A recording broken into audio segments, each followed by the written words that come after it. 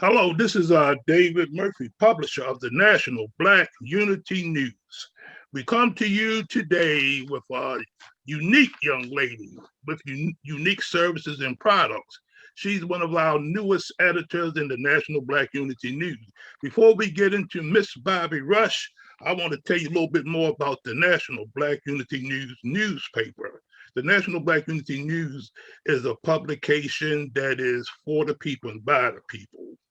It is a periodical, it's a solution-oriented newspaper, and it's designed to get information from us to serve to our people so that they can have a better quality of life.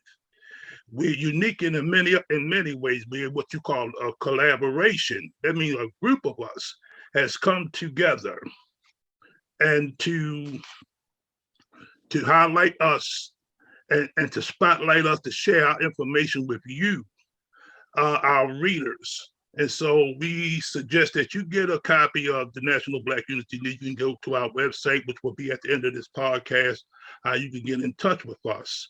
Also, we get ready, to do some wonderful things. We have a podcasting network. We have a nationwide Black directory. So we're doing quite a bit so that we can bring information to you and so that you also can bring information to us as well so that we can share this information. With that being said, ladies and gentlemen, I want to introduce you to a young lady who is unique in many ways. And some may consider her an artist, but I'm going to let her define herself for you. But I do know she seemed to, from me, to have some serious wisdom on her. I read her article and, she's quite a young lady. And so before we go, I'm going to let her tell her story. Let me say this to you, Miss BobbiRush. First and foremost, welcome to this podcast. Thank you. This is what I was using. First of all, I know y'all may have heard that name, BobbiRush, from back in the old school, especially the old school. But Miss BobbiRush, tell the people about who you are and some of the things that you're doing, and we'll take it from there. All right. My name is BobbiRush. I am a creator, a writer, a singer, a designer here in Baltimore, Maryland. Some things that I'm doing, I own the Blueface Project. It is a publishing company, and it also deals in like experimental art. So I hold classes, I share my work through that name. I work with children in writing and expressive art, be it craft, just talking out about ourselves and learning how to share with others. That's what I'm currently doing. I'm working on a new album. I'm writing a new book. So right now I'm just listening so I can know what to say. Okay, good. Now let me. You said you several things, and so that means that what I say. I consider people. Well, everybody has gifts and talents, but everybody don't nurture them. And when you do nurture your gifts and talents, it is written that it will make a way for you. And then you mentioned services. I'm getting one at a time. First of all, this book that you're speaking about, can you elaborate on that a little bit? What's that? What's going on with that? Okay, the name of it's my third book. The other two I've allowed to be out of print for a while. It's titled Language of the Crow. I wrote it in 2020, and it speaks about the love of nature, the love of God, the love of, or the understanding of loss, and the love of Black people and Black women in general. And that's what the writing is about. It's helped me. It's really shaped my voice, that piece of writing. And it's probably my most favorite work right now that expresses how I feel. You mentioned something in the National Black Unity News about your mother and how this kind of intertwined with what you're doing now. Now, can you express that if you care to? Will you express that a little? Yes. My mother is everything. She transitioned in the year 2006. I was 15 years old. And some people consider death to be, you know, a bit of a loss, which it is. But I also had the opportunity to look at it as, you know, a really great win for me to tap into something more true, something higher, something deeper. My mother is a writer. She is a designer. She's a teacher. She was a first lady, and she raised me to be what I'm doing right now. And it's been very trying because you it's something to say that you're one thing, but then it's another thing to actually like go through the proving of Mhm. what you say you are and what you want to be. So it's been a little crazy, but it keeps me grateful, and it keeps me I guess just open and compassionate. Now you mentioned also, I appreciate you for sharing that, but you mentioned the word God, Mhm. and and just listen to you thus far, I can see, like I say, you have a lot of wisdom about you, and to be so young from where I sit, you're very young, and but to be doing all of these different things, so your mother, as I always say, passed the baton. And I guess with every journey, it begins with the first step.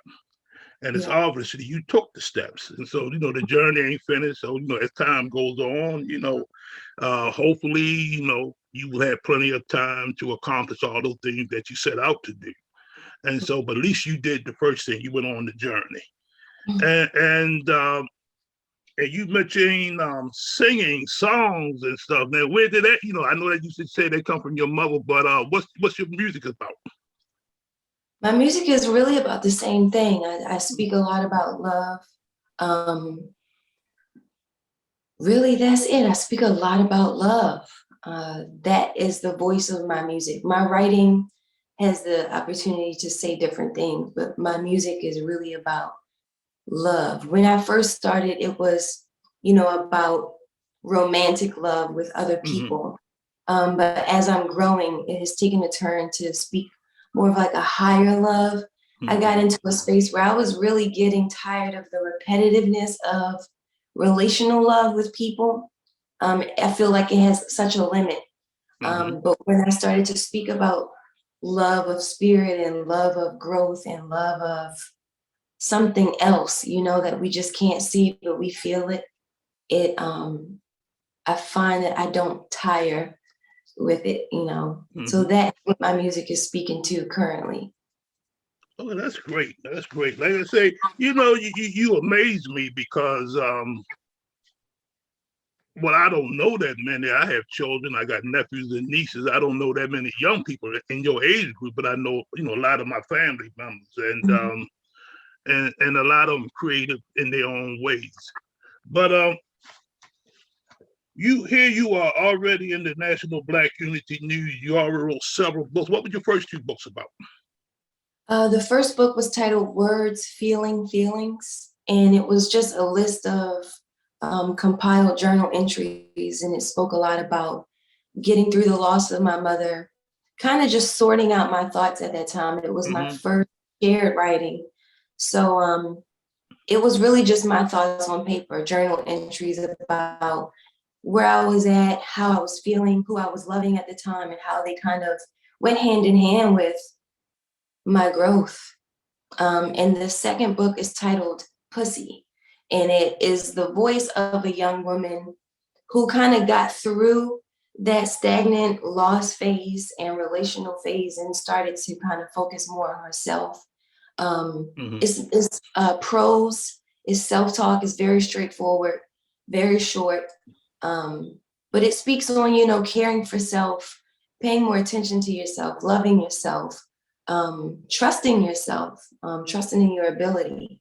I will also say it is a very forethought, because some of these things I hadn't grown into yet, but these are things that I was working toward. So I was kind of writing myself into where I wanted to be moving forward. Okay, that's interesting. We'll talk about this a little later about those gifts and talents that you have and the thoughts that you have. and like I said, you're already on that road. And because you, like I say, most people talk about what they're going to do, but at least you are doing it. And I want you to know that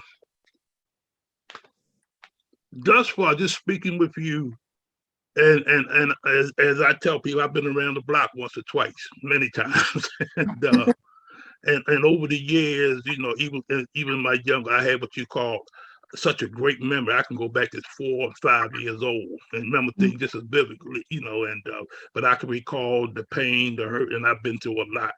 Like most of us, if you keep on living, you go through some earlier. Then some people, kind of move along, but everybody has their things they have to go through from time to time. Yeah. And but at least you seem to know how to take your passion, your pain, your love, and everything else, and kind of intertwine it. But you learning how to work it out. Yeah. And you do that by expressions, your art.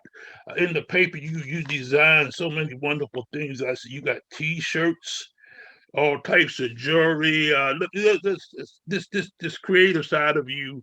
Speak about your jewelry, how that comes about. You said I know you mentioned crafts and stuff, but where did that come from? You just started, or how did it happen? Um, it's naturally there, but I really had no idea to that extent. Mm-hmm. In 2017, I moved to New Orleans. I was kind of burned out here in what I was doing, the work and just, relationships and things. So I went to New Orleans for kind of a refresh. Mm-hmm. I wasn't singing. I think I did maybe one vocal performance there, and I just kind of worked the rest of my time.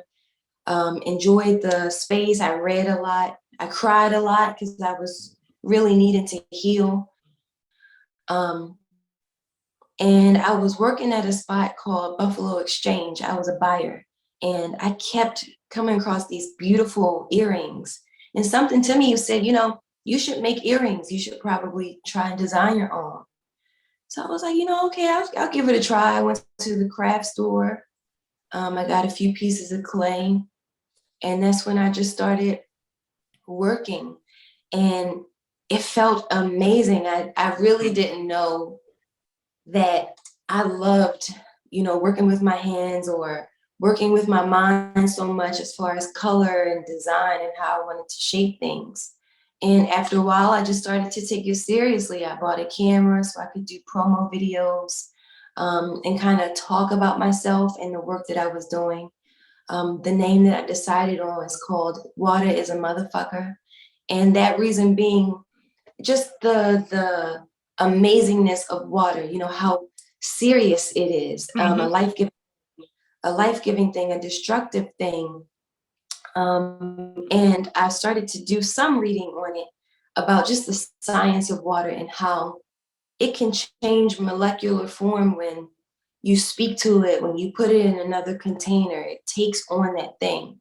And it made me think to myself, if the body is made up of a certain percentage of water, what do we become when we experience certain things, when certain energies combine with ourselves, and how do we express out of that?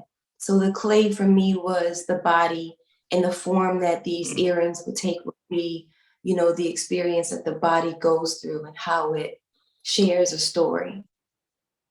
Okay, Bobby, I'm gonna have to uh, get some introduce you to a couple of people because you had some serious gifts, serious.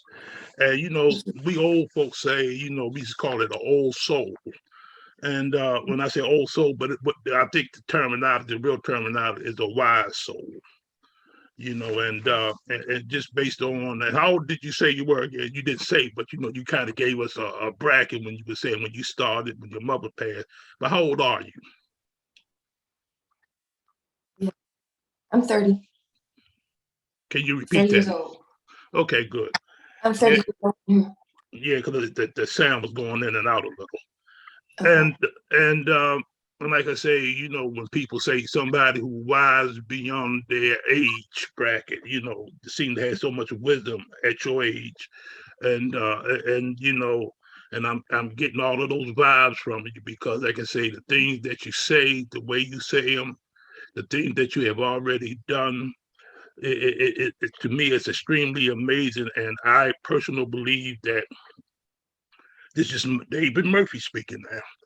I deal with three levels of life. I deal on the God plane, then I deal on natural planes, and then on man's plane. And I had to operate in all three of them.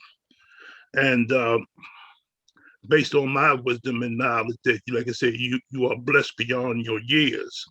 And I truly believe that that some people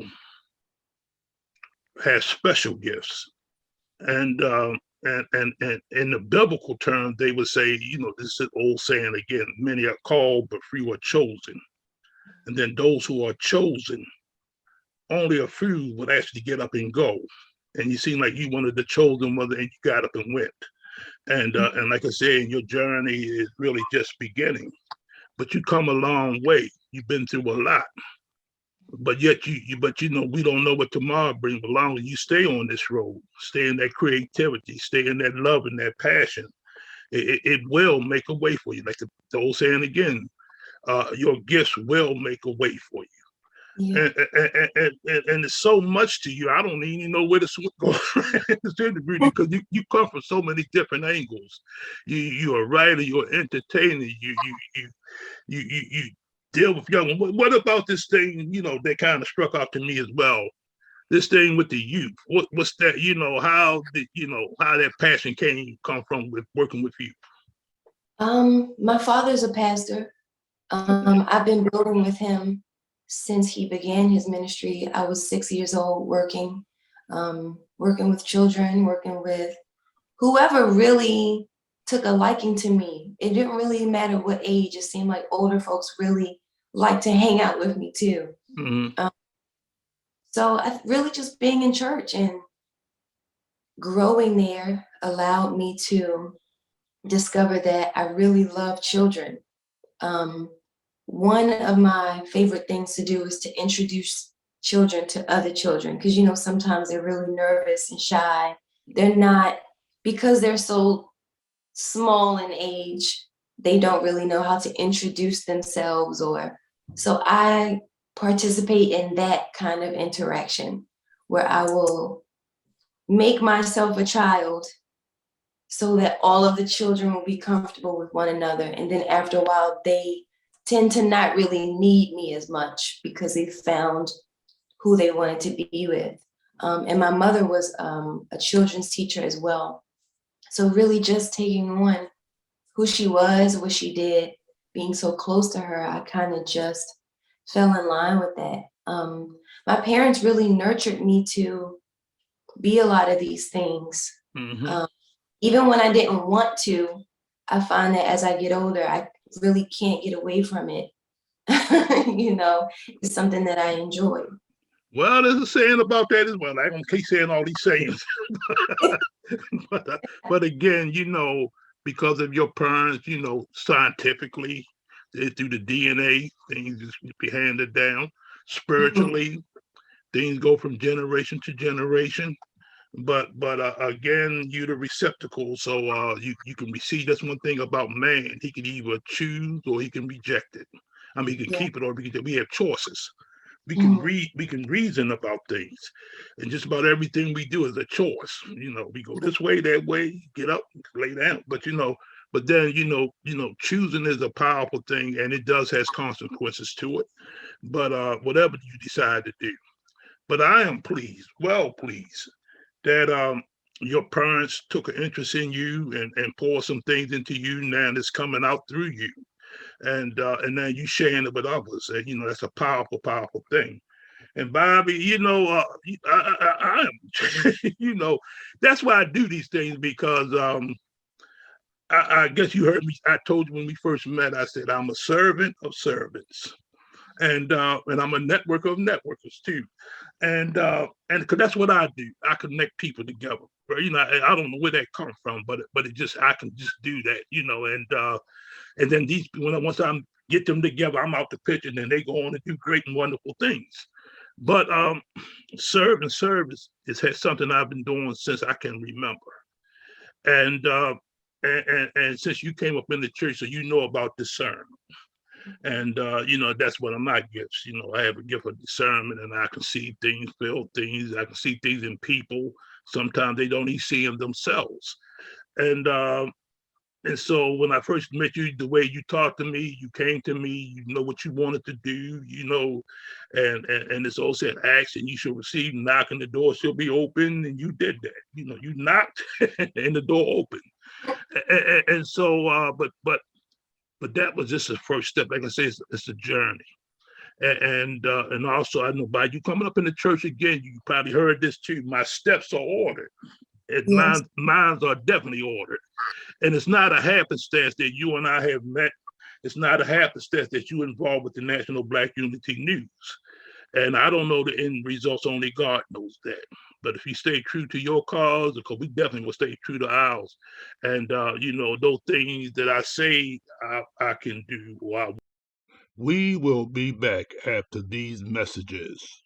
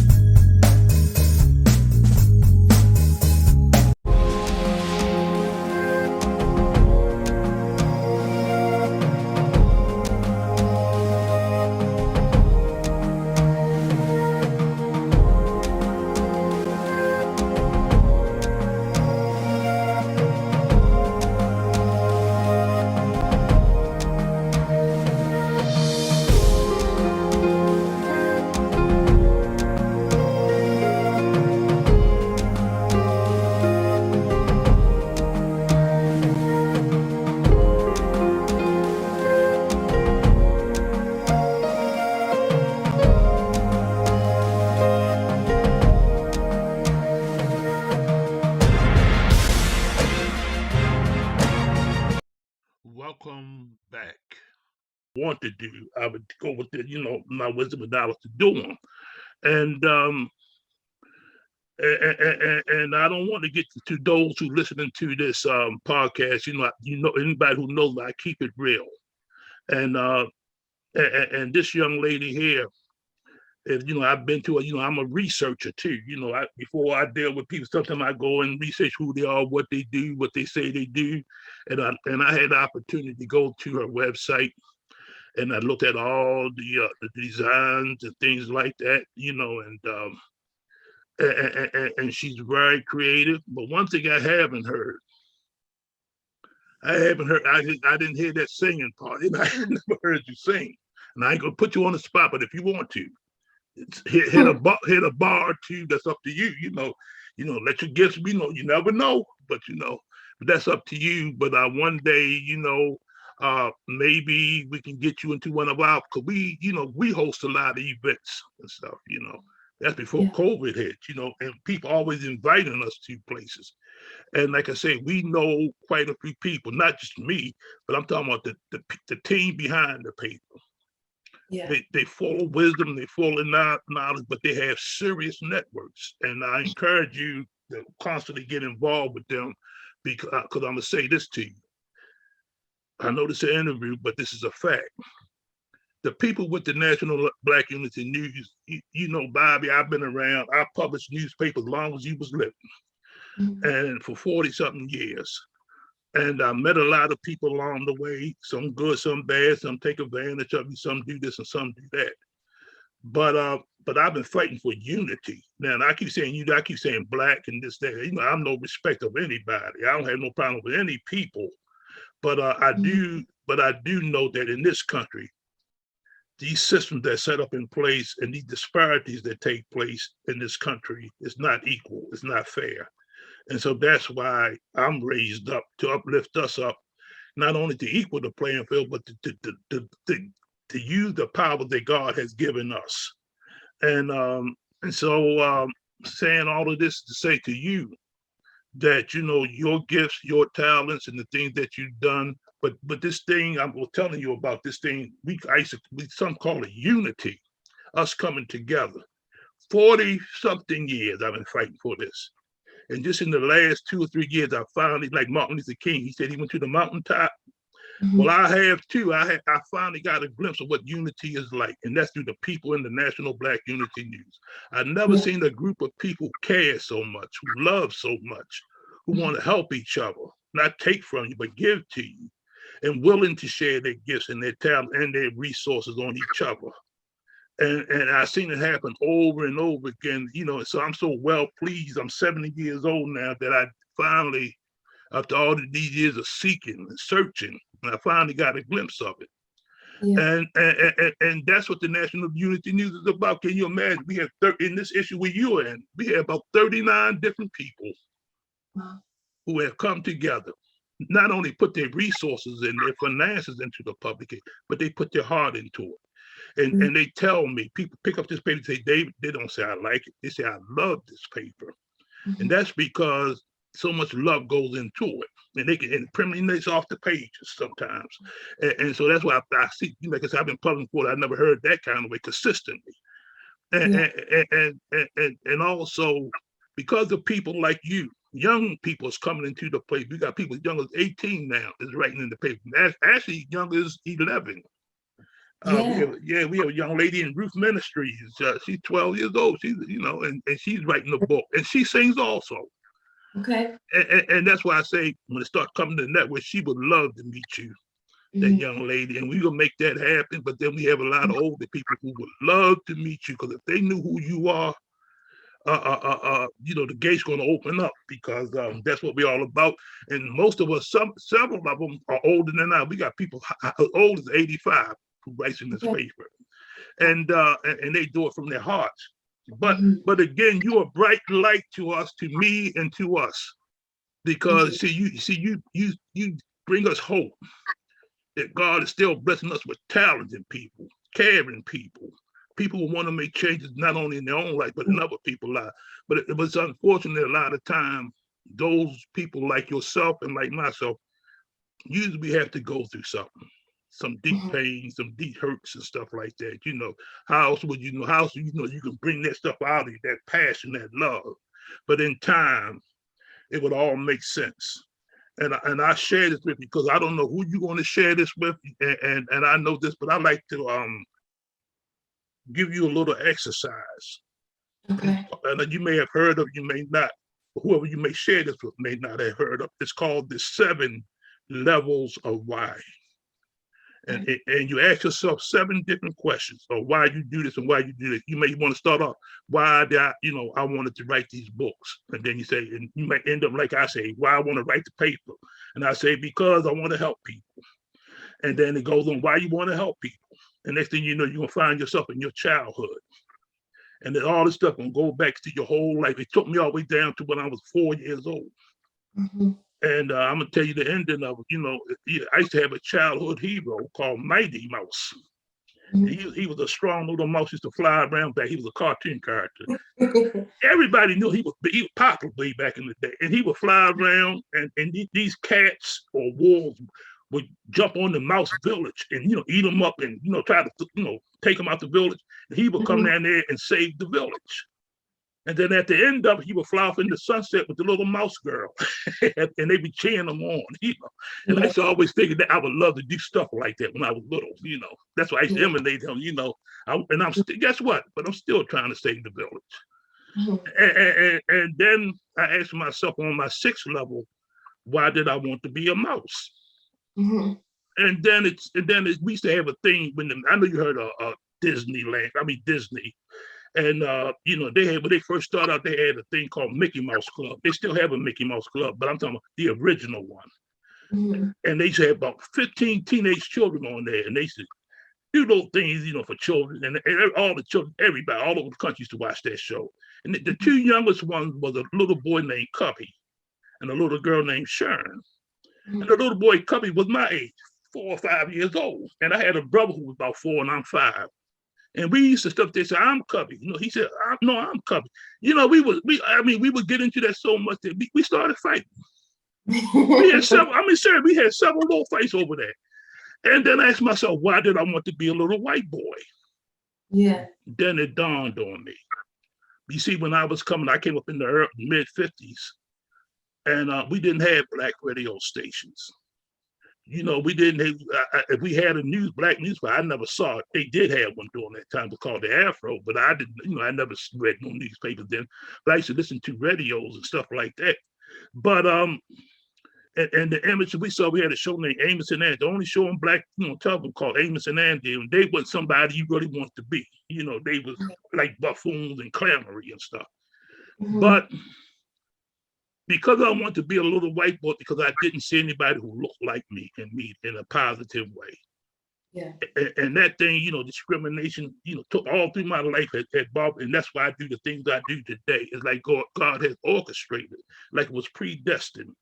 Mm-hmm. And it seems like to me that you about to go on these same type of things. You may not know why, because you still got a lot of living to do, but it can take you back from your beginnings if you do this exercise. I suggest you do it by yourself. Sometimes you do it with somebody, but you have to be so serious. You have to be open and honest with yourself. And you can't run or hide from you.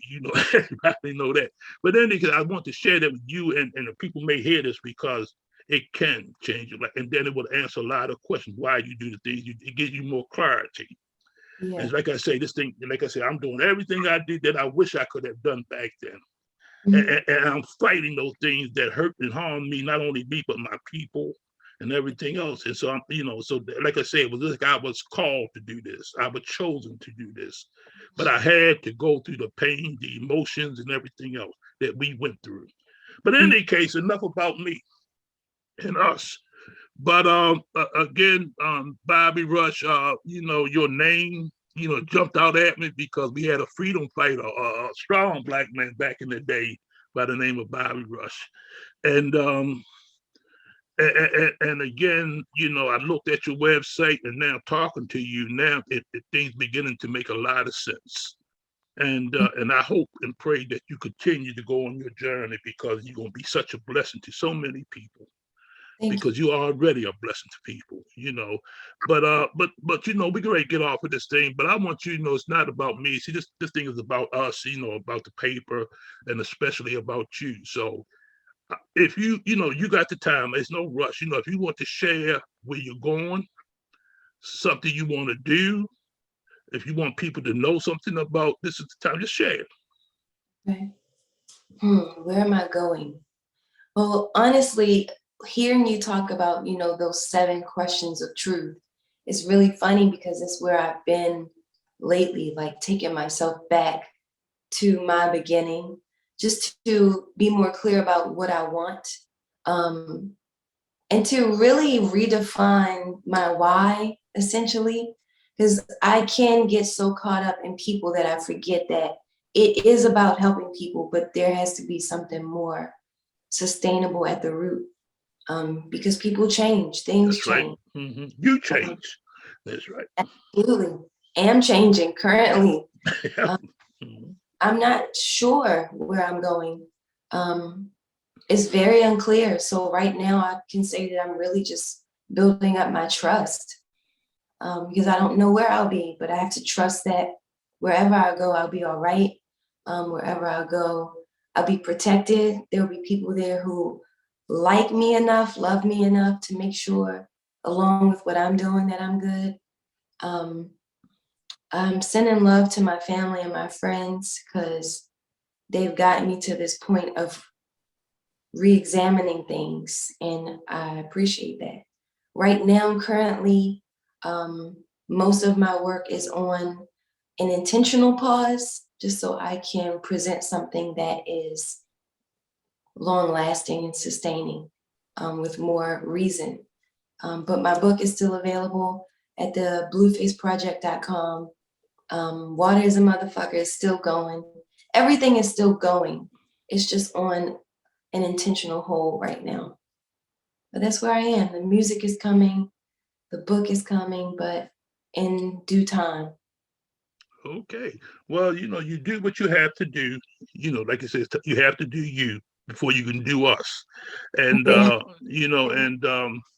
and what you have done, though, like I say, it is so amazing. So people, listen to me very carefully. We can talk the talk, but it's time to walk it now. We have to stop saying what we can do or should do or might do. Here we have a young lady is doing it. And I urge you to take a look at her website. And she's going to share a little information how to get in touch with her. Take a look at her website. Give her a call. Talk to her, and those of you who have youth, you may need somebody who's sincere to, work with young people. You an entertainer. You need somebody to, who's sincere, who may have their unique way of bringing, entertainment to you. Talk to her. We have to talk to one another, reason with one another. And I believe, I have no doubt that you will hear a lot from Miss BobbiRush, not only now, but in the near future. And because she has a strong comrade with her right now, that's me. And, and like I say, my steps are ordered. And because of this young lady gifts, it's not my will, but thy will be done, as it said. That that certain people come to your life for certain, we may not know all the reasons for it, but right now, all we have to do is be obedient. And because this young lady is blessed with so many gifts and talents, and I listen to her. See, it's not all about her. She does this to help you, to help others. And through her pain, her passion, her upbringing, and everything else, it makes so much sense why she's so talented, why she's so given. It's been handed down to her. And like I said, I personally believe she's chosen. And I also believe that, your gifts will make a way, and she has plenty of those. So again, Ms. BobbiRush, can you tell people how to get in touch with you? Yes, you can find me on Instagram under Jesus Freak, JesusFreaquue. You can find me there immediately. If you want to talk to me via my website, is www.thebluefaceproject. And that's the way to find me. Okay. You want to get out of a number or anything? If you have the paper, you'll find it. Okay, otherwise, good. We're good. Okay, good. Seeking you shall find, ladies and gentlemen. And but Bobby, I appreciate you coming on with me this afternoon, and it's been truly a pleasure, and it's been extremely interesting. And again, I'm so glad you decided to do this, because it gave me so much insight about who you are and whose you are. And but again, like I say, in media, it's a powerful, powerful tool. And we have to start telling our stories. Yeah. This is Black History Month, as they say, but what you seeing and witnesses right now is history. Yeah. This young lady's history. Tomorrow is tomorrow, but today is today, and what you do today is going to be tomorrow's history. And so, again, I want you to also go to the National Black Unity News, and you will find Miss BobbiRush. Matter of fact, she's on page 42, and it's online. It's in physical copy as well. And also, again, I want to thank everybody who's going to listen to this podcast, because we're going to take it here, there, and everywhere. And again, Miss BobbiRush, I appreciate you. I appreciate you. And we will be talking. And you take care, and God bless. God bless you. Thank you.